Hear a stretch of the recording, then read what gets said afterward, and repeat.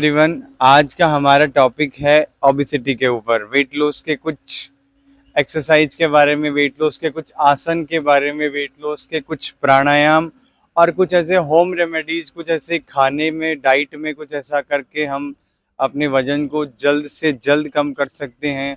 और weight loss करते समय क्या क्या सावधानियां रखनी है, वेट लॉस बार बार क्यों होता है, उन सब की इस वीडियो में हम बात करेंगे। तो जैसे कि आप सभी को पता होगा कि वेट जो है वो हमारा मेटाबॉलिज्म के ऊपर डिपेंड करता है।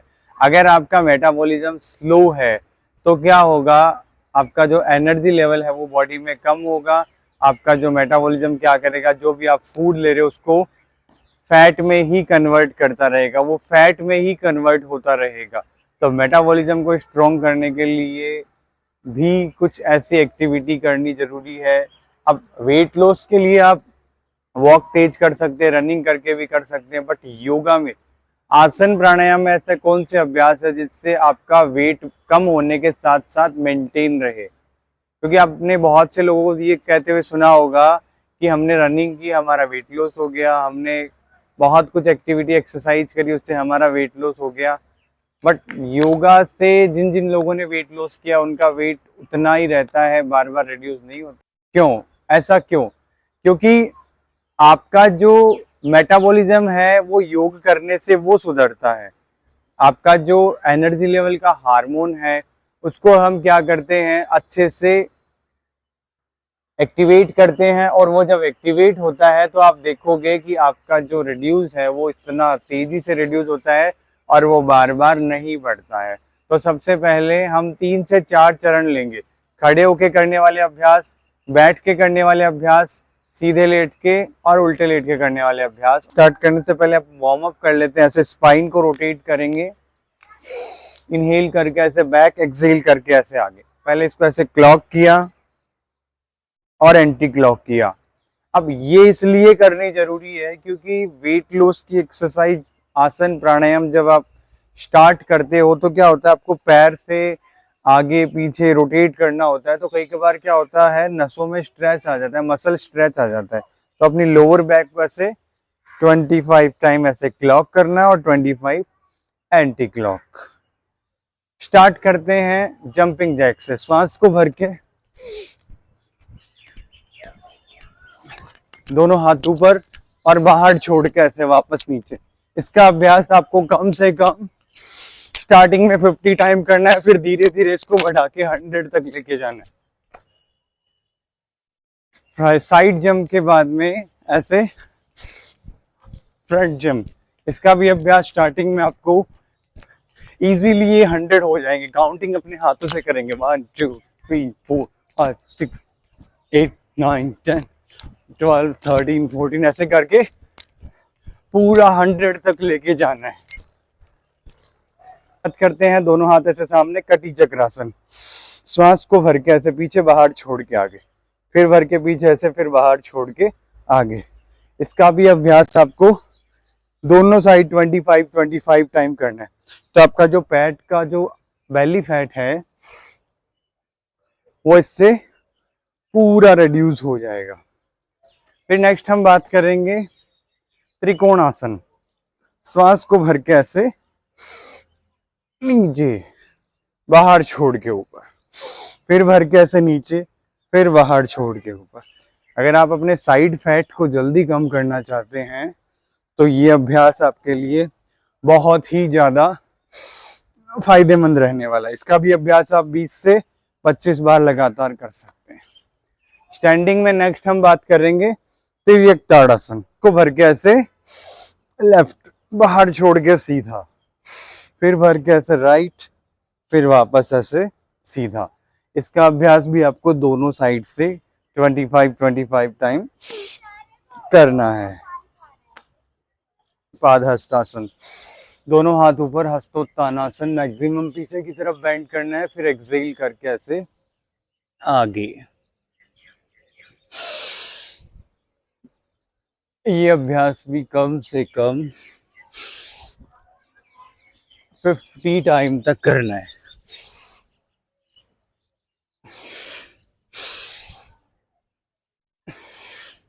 तो आपकी बॉडी का जो अपर बॉडी का जो टोन है वो क्या होता है, कई काफी बार ऐसे सेफ में नहीं रहती है आपकी बॉडी। तो जब आप ये पादहस्तासन करोगे तो आपकी बॉडी का जो स्ट्रेट अलाइनमेंट है वो अच्छा होगा। हम करेंगे कोणासन, दोनों हाथ ऐसे श्वास को भर के ऐसे नीचे की तरफ और अपोजिट हैंड को ऐसे ऊपर की तरफ से देखना है, फिर वापस, फिर भर के ऐसे इसको आप ऐसे थोड़ा सा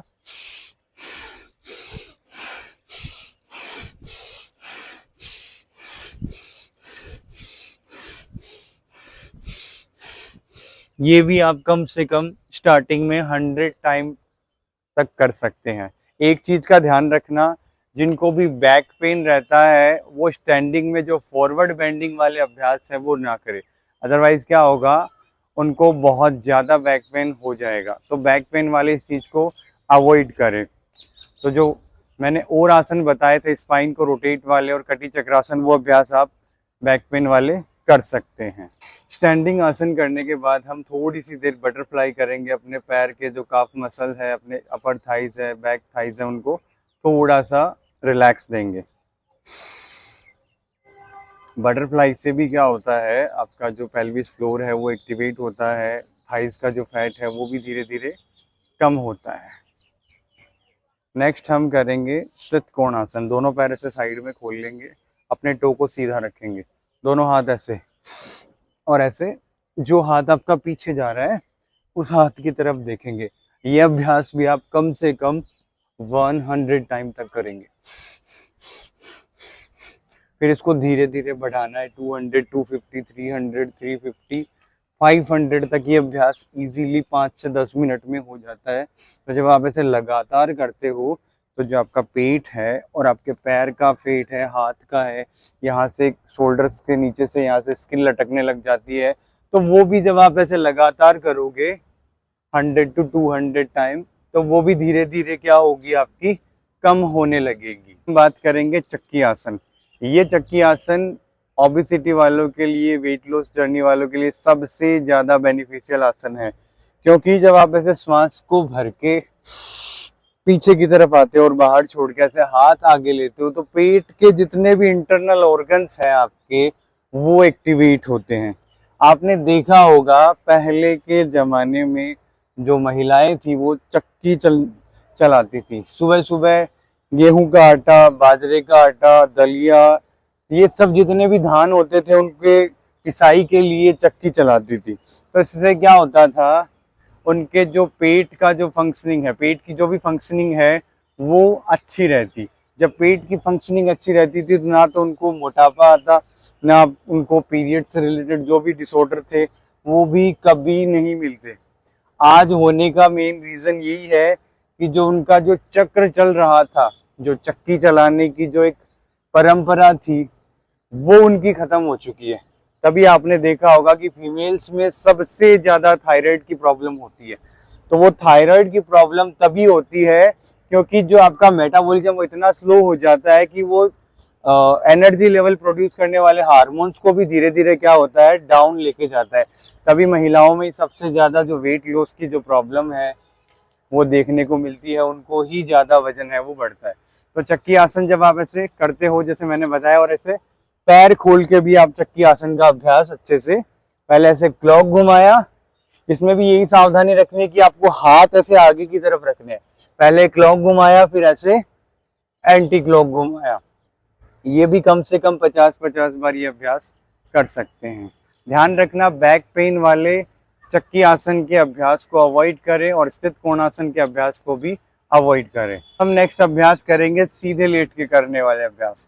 क्या करना है, श्वास को भर के ऐसे दोनों हाथ पीछे की तरफ और ऐसे सीधे लेट जाएंगे और बाहर छोड़ के आगे, पश्चिमोत्तानासन का पूरा ऐसे आगे की तरफ अभ्यास। श्वास को भर के पीछे, बाहर छोड़ के ऐसे आगे, फिर भर के ऐसे पीछे और फिर बाहर छोड़ के ऐसे आगे। इसका अभ्यास भी आपको लगातार क्या है 25 to 30 टाइम करना है। वैसे आगे की तरफ स्ट्रेच करते हैं तो आपकी जो अपर बॉडी का जो फैट है वो क्या होता है, धीरे धीरे कम होने लगता है। बैक पेन वाले इस अभ्यास को बिल्कुल भी ना करें। सीधे लेट के करने वाले अभ्यास में करेंगे अर्ध हलासन। हथेलियां दोनों हिप के नीचे लगाएंगे, श्वास को भर के दोनों पैर ऐसे 90 degree. Inhale up and exhale down. जब आप ऐसे दोनों पैर को इनहेल के साथ में लिफ्ट करते हो तो पूरा स्ट्रेच आपके कोर के ऊपर आता है। आपका जब कोर प्रॉपर स्ट्रेच होता है तो यहाँ का फैट जो है वो रिड्यूस हो जाता है। इसी में ही फिर दूसरा अभ्यास, दोनों पैर एक साथ 30 डिग्री उठा के लेफ्ट टू राइट ऐसे रोटेट करना है। 25 टाइम ऐसे क्लॉक एंड 25 एंटी क्लॉक। दोनों नीज को बेंड करना है ऐसे, श्वास को भर के अंदर बाहर छोड़ के सीधा, फिर भर के ऐसे अंदर, फिर बाहर छोड़ के ऐसे सीधा। ये भी आपको 25 क्लॉक करना है, फिर ऐसे अंदर से बाहर की तरफ 25 एंटी क्लॉक। तो ये जो सीधे लेट के करने वाले अभ्यास है, जब आप ये करते हो तो पूरा स्ट्रेच आपके कोर पे आता है। जितना आपका पेट एक्टिवेट होगा, पेट के ऑर्गन एक्टिवेट होंगे, वेट लॉस आपका बहुत ही इजीली होते चला जाएगा। हम ऐसे साइड करवट लेंगे और पैर को ऐसे लिफ्ट करेंगे। जब आप ऐसे पैर को लिफ्ट करते हो तो थाइस का जो फैट है वो क्या होता है, धीरे धीरे रिड्यूस होने लगता है, क्योंकि सबसे ज़्यादा जो वेट है पेट के बाद में थाइस के ऊपर आता है। तो अपने थाइस को कम करने के लिए ऐसे पैर को चलाना है। और फिर अपोजिट साइड से भी सेम ऐसे। ये अभ्यास भी 50-50 टाइम आपको जब आप ऐसे करते हो तो आपका थाइस का फैट जो है वो कम हो जाता है। फिर नेक्स्ट ऐसे श्वास को भर के नेक को अप करके होल्ड और बाहर छोड़ के ऐसे नीचे।